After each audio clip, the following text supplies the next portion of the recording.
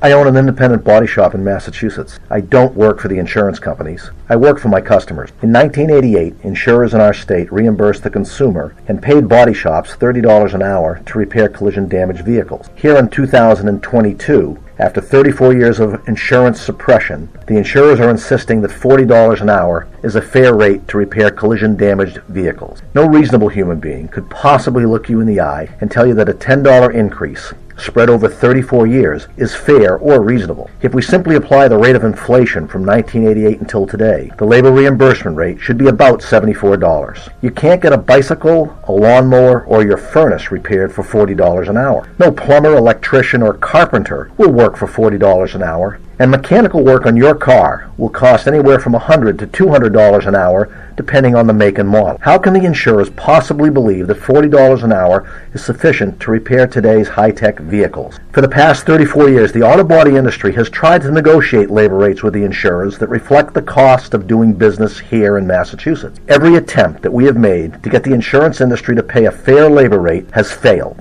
We have failed because the insurers have billions of dollars and legions of lawyers and make it financially impossible for the individual consumer and the small business owner to fight back. Insurers would tell you, "You're in good hands," or "We're on your side." But too often, when it's time to settle a claim, the insurance mantra becomes deny, delay, defend. In January of this year, Governor Baker appointed a special commission to study the labor rate. This was necessary because the previous special commission that studied the labor rate back in 2008 did nothing to resolve the issue. The three insurance executives appointed to the commission, representing Mafre Insurance, Safety Insurance, and Arbella Insurance, took the position that a $40 reimbursement rate is sufficient and argued there's no need for change. Their zeal to defend an indefensible position is the epitome of insurers' greed and arrogance. And despite Representative Jamie Murphy's repeated request to those three insurance executives to propose a solution to this decades-old problem, the insurers offered